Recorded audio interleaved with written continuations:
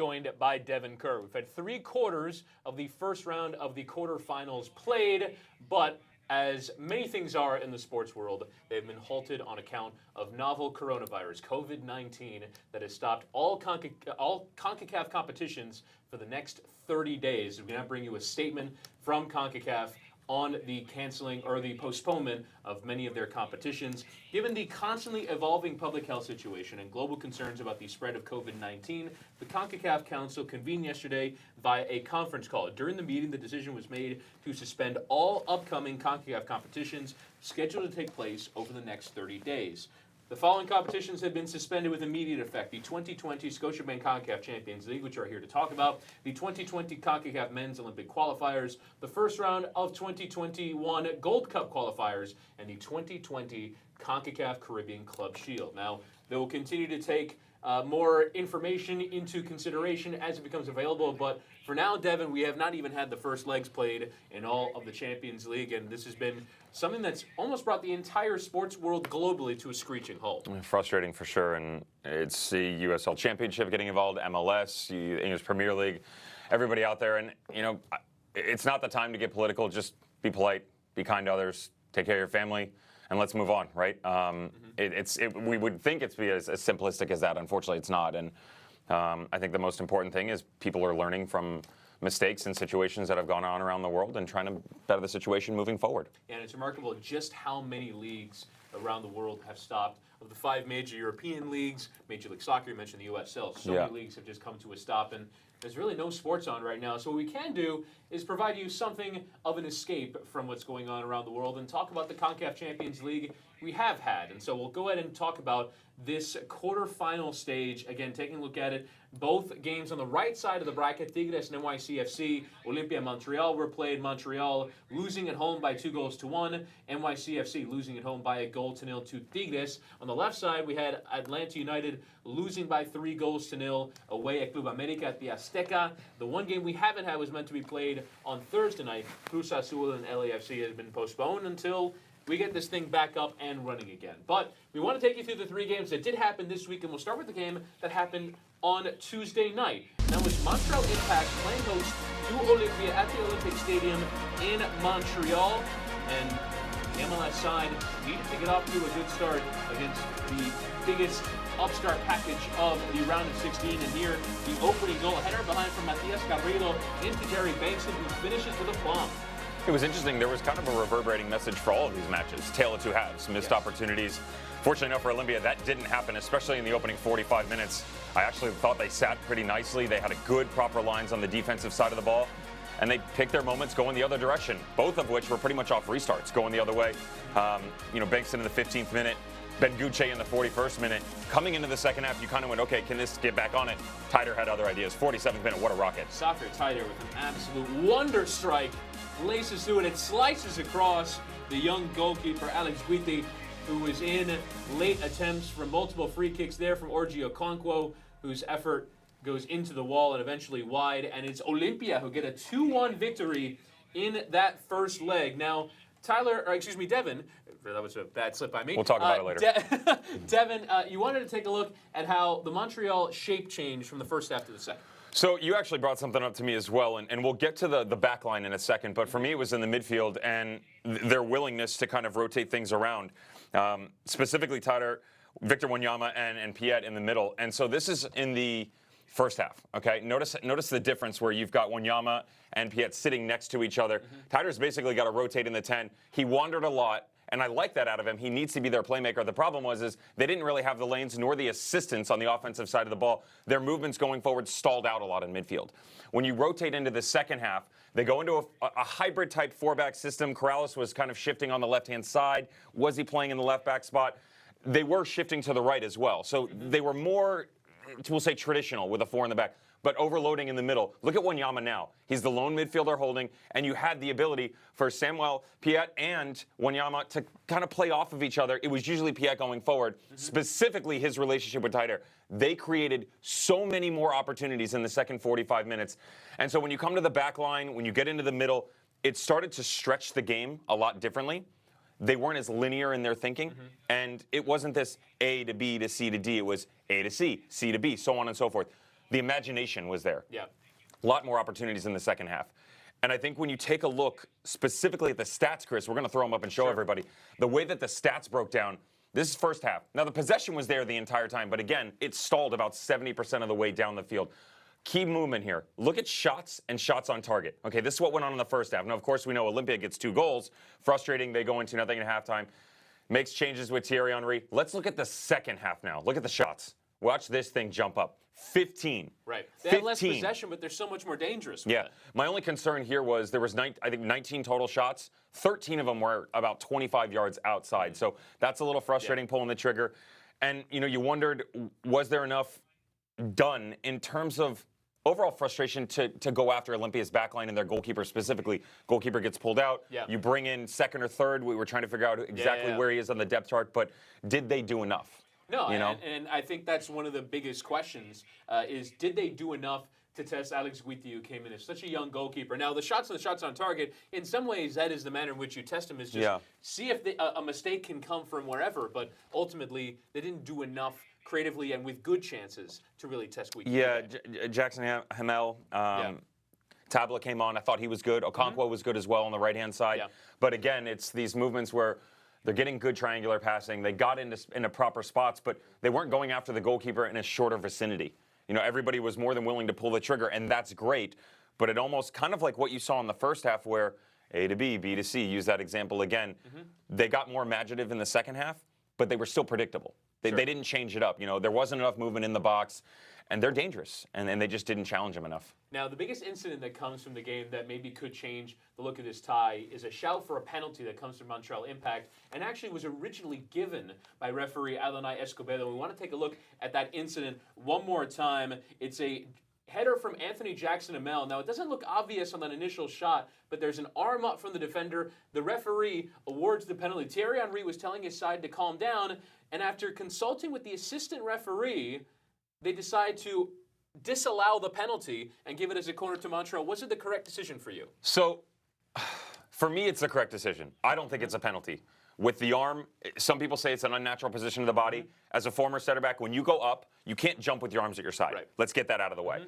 His arm is tucked in towards his body. The issue that people are saying is, what vicinity is it to his body? Is it out?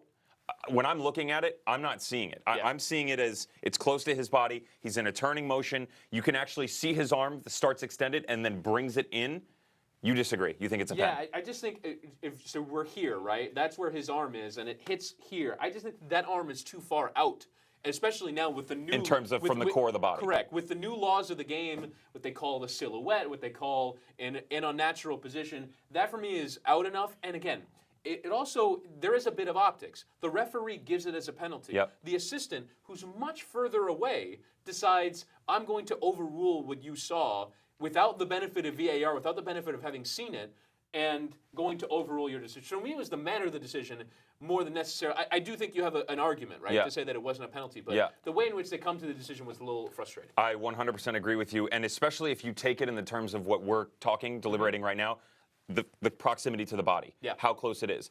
If that's the case, the linesman is squared up, cannot tell the depth. The head referee who made the initial call will be able to see it much better, the daylight that is or is not there. So the way that it went down was weird. The penalty's blown, goes to the sideline. I respect the decision to talk it out. Yeah. I think they got the handling of the whole situation wrong. Yeah. Regardless of penalty or not, that's what played out, right? It is in some ways the way that they used to do decisions before Correct, VAR, right? correct. The assistant was a lot more involved. But I don't understand the other argument there. Yeah. And I agree with your argument. I get it. That's why, this is a beautiful game. We can talk about what's yes, what's no. But I want to know what conversation went on, because if it's that conversation, the legitimacy of what the linesman is going to say carries no water for me, because the head referee is going to have the better viewpoint. Right. And that was the controversial decision for the game that ultimately has changed because Montreal went on to lose the game when they would have had a penalty in that moment. Now, Safir Taider's goal. We haven't really talked about it enough. Absolute wonder strike from about 30 yards out. My question to you, Devin, is goal of the tournament? No. Okay. I think we all know the answer to this. What, you're going for Patón Guzmán? Patón! Oh, come on. But just in terms of quality, right? Just raw quality of a goal. And Pineda had a nice strike, too. Don't forget his one in the last strikes. But I would say if it wasn't, all jokes aside with Patón, this is my goal of the tournament right now. Yeah. The distance, the swerve on the ball. I think the fact also, if you take into the raw emotion of it, that's why we give Patton so much, because at the end of the game and the situation that was going on, this team did not create a lot of offensive opportunities in the first half. They come out and just like that, your number 10 gives you a strike. Let's go. Let's go get this done. And one of the people that enjoyed it the most was Thierry Henry, the manager of Montreal. He was all over the place. The whole game.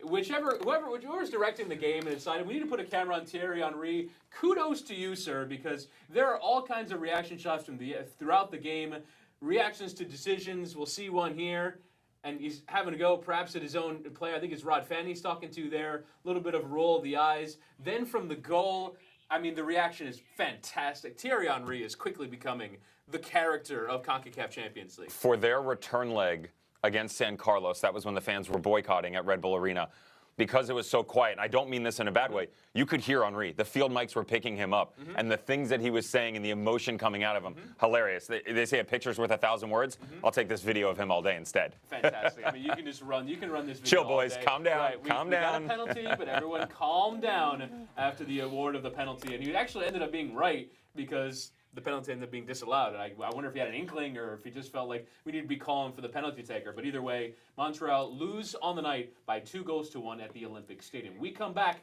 we'll get to Wednesday night's action as Tigres were away at NYCFC at Red Bull Arena. It was a really competitive match. We'll break it all down. We come back on the Scotiabank Concacaf Champions League show.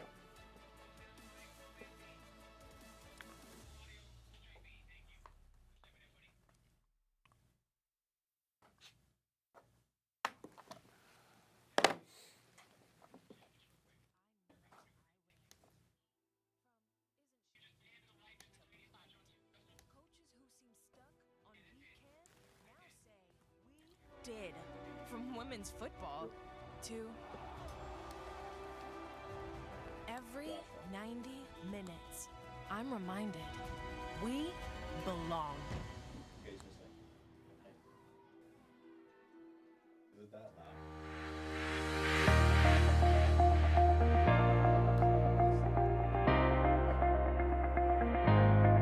It's always like that.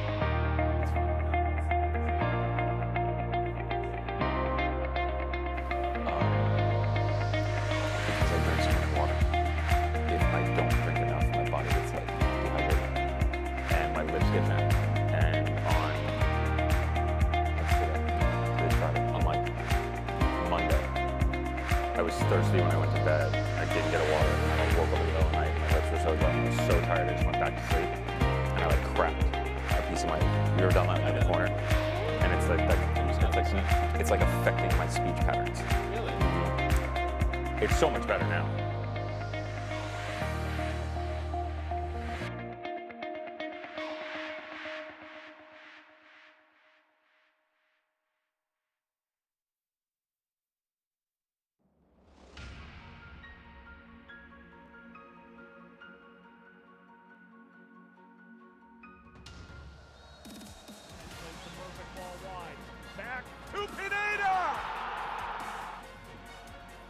Volley going for goal!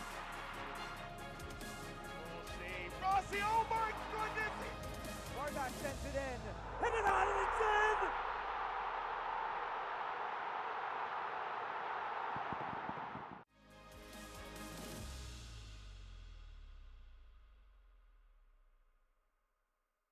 For the next 30 days because of coronavirus. That statement released today by CONCACAF, and obviously as any further developments arrive, you can certainly follow at The Champions on Twitter and on CONCACAF's various social platforms to get all the latest information on coronavirus and how it is affecting football in CONCACAF. But we want to continue breaking on the round that we've had this week. We'll start with Tigres and NYCFC. Before we do that, we'll look at the bracket on that right side. They will eventually play the winner of Montreal Impact and Olympia on the left-hand side. America and Club America playing that first leg and yet to play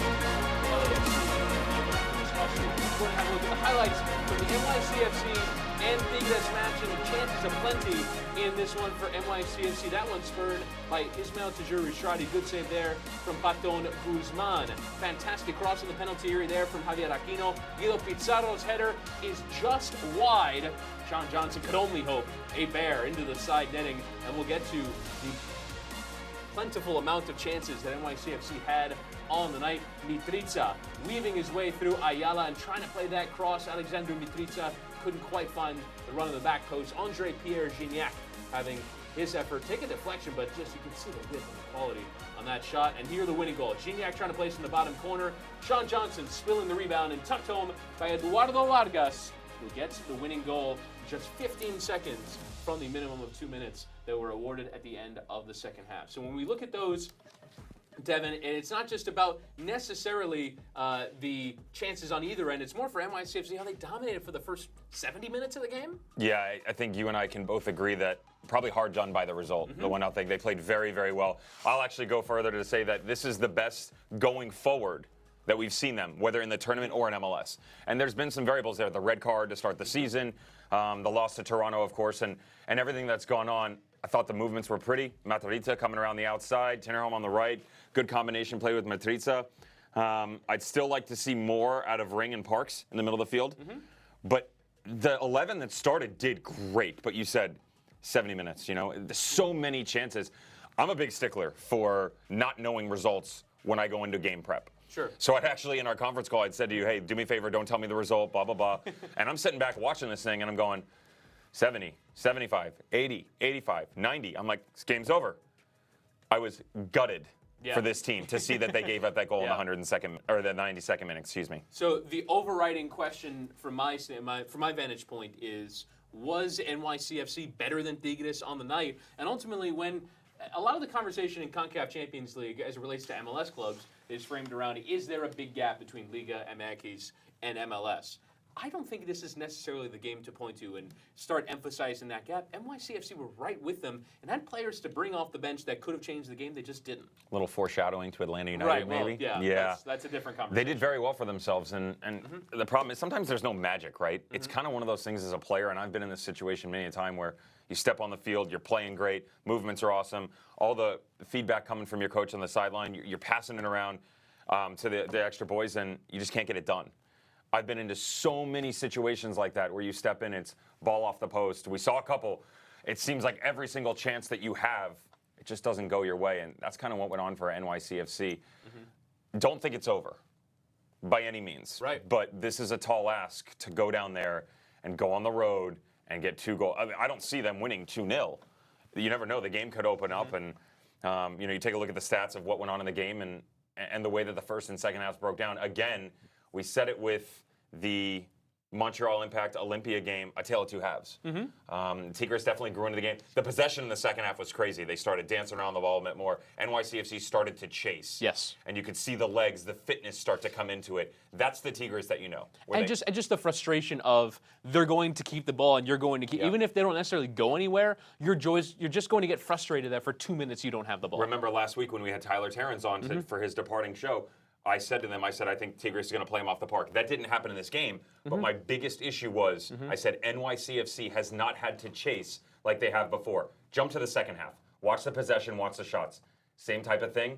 Boom, possession goes up, and it's only 4%. But again, that 20% disparity over the course of 90 minutes, that's a lot as a player. Yeah. You see the shots jump up, and 6 on target as well. So Sean Johnson, a lot more work to do in the second half there. When you're physically moving, that's one thing. The mental capacity that it takes to basically, quote unquote, play from behind when you don't have the ball and you're doing all that chasing really runs you into the ground.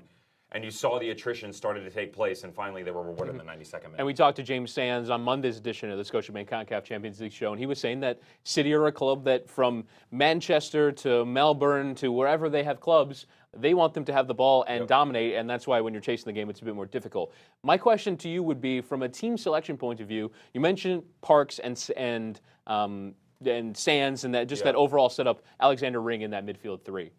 Maxi Morales was MLS's assist leader a year ago. You have Tati Castellanos, who was probably the best center forward in, maybe top 5, top 10 in the league for the last half of the season. They both start from the bench. Do you think Ronny Deila got his selection right? I have no problem with the selection. You're looking at overall application on the field and just guys getting their jobs done. Again, you created enough opportunities, you just finish it off. You wonder at the end of the game, Chris actually brought this up to me, you wonder at the end of the game should they have brought him in sooner? I don't necessarily agree with that either because I actually don't think the front three have been very good in general. I think that they've created a lot, but they haven't finished. I mean, your return game against San Carlos, yeah, I get it. You're up 5-3. You win 1-0. If you remember, Alexander Callinger's center back scored that goal. So, and we've talked about how their offensive woes has kind of gone the other way in MLS as well in league play. They haven't been able to get that done. Right. So I'm asking more from them up top. Selection's not wrong. But at some point in time, someone's got to step up here, right? You're given the chance. You got to finish it off because he's going to find a reason to replace you. Right, especially no matter how well you play, you got to finish. Especially given how much returning production they had from a year ago. Hebert, top center forward when he arrived. Then you have Mitrița, who's an $8 million signing, and Castellanos and Tajuri Shradi. They have so much attacking quality. At some point, one of them has to find that breakthrough. We just didn't see enough of it. We haven't seen enough of it in MLS nor in this first leg against Tigres. To your point, I wonder with Morales as well. Remember, he didn't start the first game at San Carlos. He started at home, and he didn't start this game.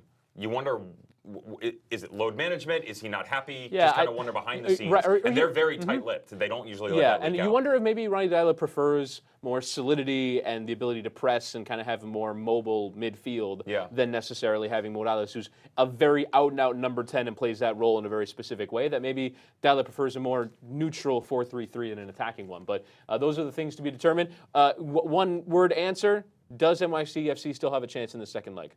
Yes. All right, that's Tigres and NYCFC. Second leg to come when it comes. When we come back, we'll break down Club America and Atlanta United. It was a far different story for an MLS team going against a Mexican side. We'll get to the highlights and all the conversation from the Azteca when we come back on the Scotiabank Concacaf Champions League show.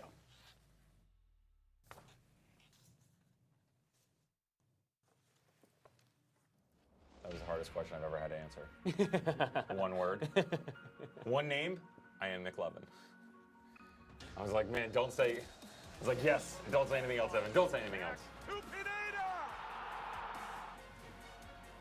Volley going for goal!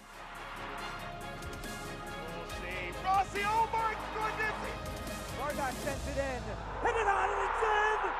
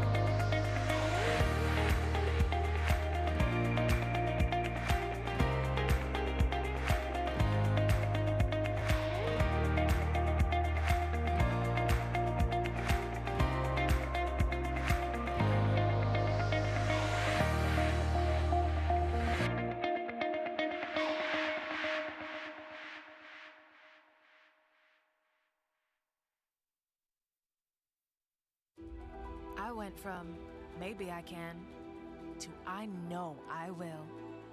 From isn't she cute to fight. Coaches who seem stuck on we can now say we did. From women's football to every 90 minutes, I'm reminded we belong.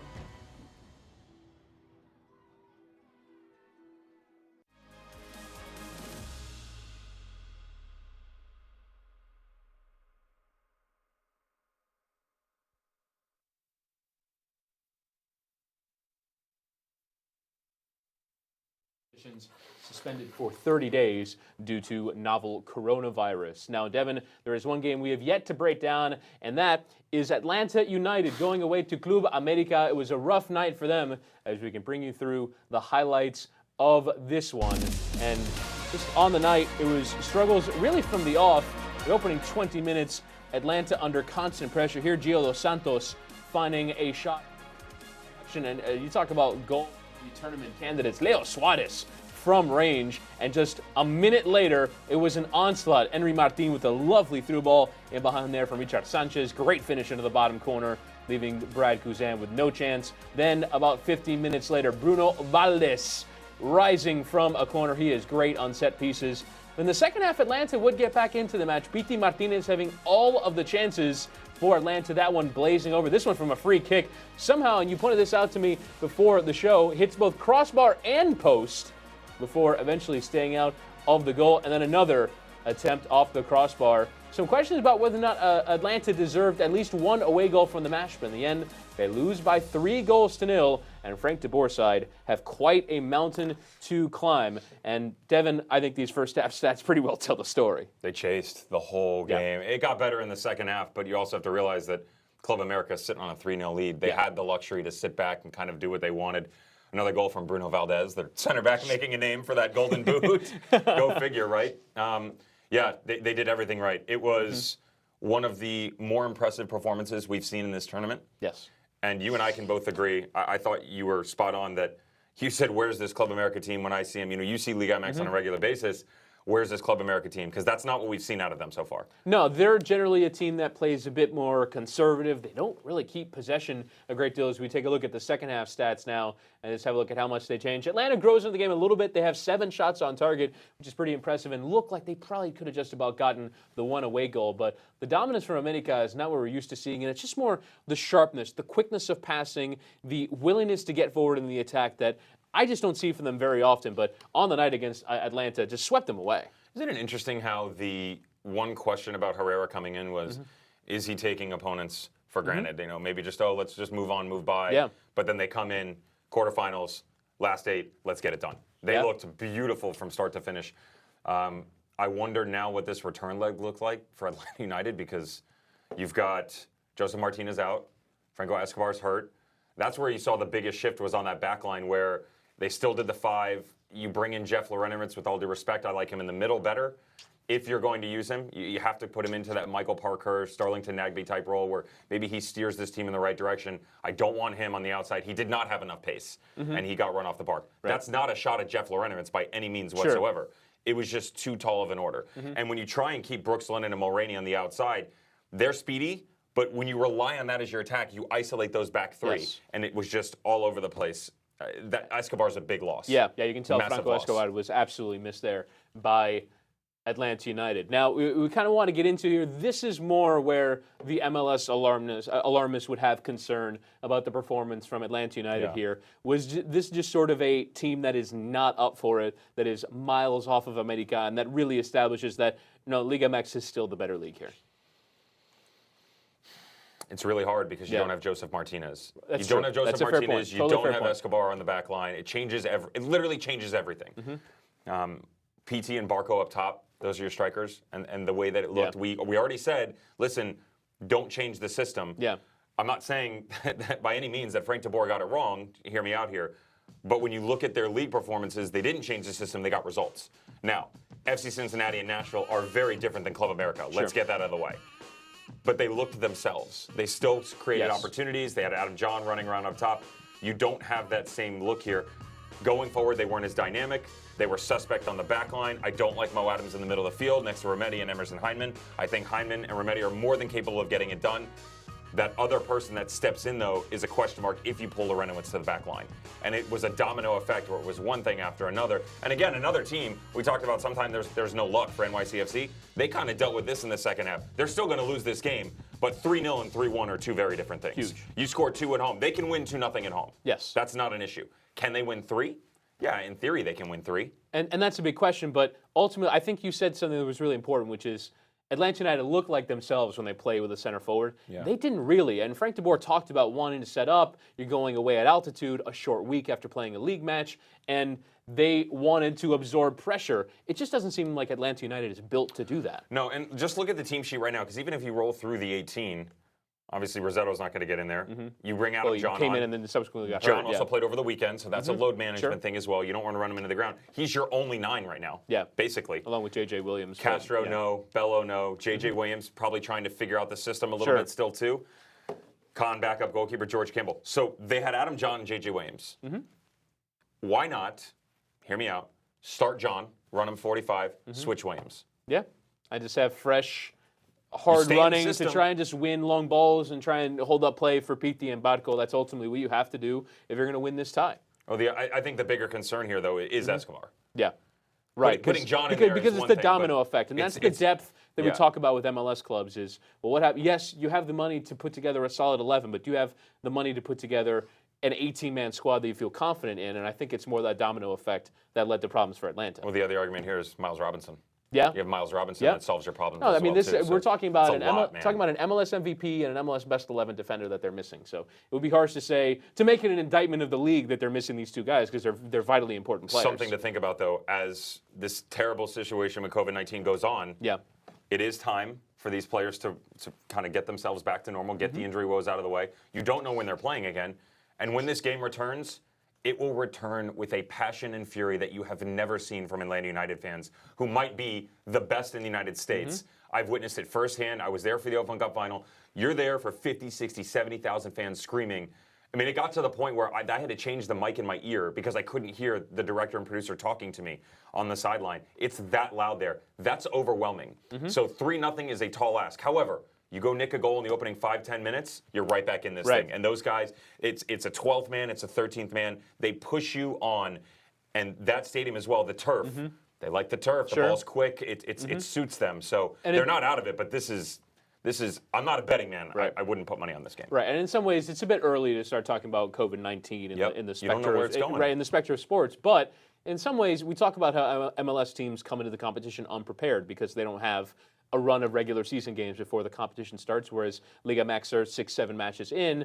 In some ways, everyone's coming back from the same delay, so that playing field is leveled again. So Atlanta can summon the one big performance that they need when this competition returns. But ultimately, it's a long way for them to come back without an away goal. If America get 1, Atlanta United would need 5, and that's probably tie over at that point. But your full-time score after 90 minutes of that one is America 3 and Atlanta United 0. Now, just to have a look at the bracket before we go, just so that you remember where we stand when we come back from the coronavirus update. Let's go and take a look at the bracket as it stands right now. Again, Atlanta United on that top left-hand side, down by 3-0 to America Cruz Azul, the hottest team in Mexico. Still to play LAFC. That game was postponed due to COVID-19 on the right side. Tigres and NYCFC. Tigres taking the away goal lead into El Volcán, leading by 1-0. Montreal Impact having lost at home by 2-1. Will go away to Honduras and try and overturn that tie. Now, we just want to, one more time before we go, have a look at the statement from CONCACAF on coronavirus so we can leave you with where we stand in terms of the game in this part of the world. Given the constantly evolving public health situation and global concerns about the spread of COVID-19, the CONCACAF Council convened yesterday via conference call. During the meeting, the decision was made to suspend all upcoming CONCACAF competitions scheduled to take place over the next 30 days. The following competitions have been suspended with immediate effect: the 2020 Scotiabank Concacaf Champions League, the 2020 CONCACAF Men's Olympic Qualifiers, the first round of Gold Cup qualifiers, and the 2020 CONCACAF Caribbean Club Shield. So all CONCACAF competitions are suspended right now, and that includes the Scotiabank Concacaf Champions League. So, Devin Kerr, won't be talking to you until we're back with CONCACAF Champions League action, and hopefully we come back to a healthy globe, really, and we're ready to go in a place where sport can provide some relief from what is ultimately going on in the world. Yeah, be civil, be safe. Yep. Do anything you can to kind of help yourself out and help your family out, and just get through it. And wash your hands as often as possible. That is the message that we can give. So that'll just about do it for this edition of the Scotiabank CONCACAF Champions League show. We'll be back when the competition is back. Thanks for watching.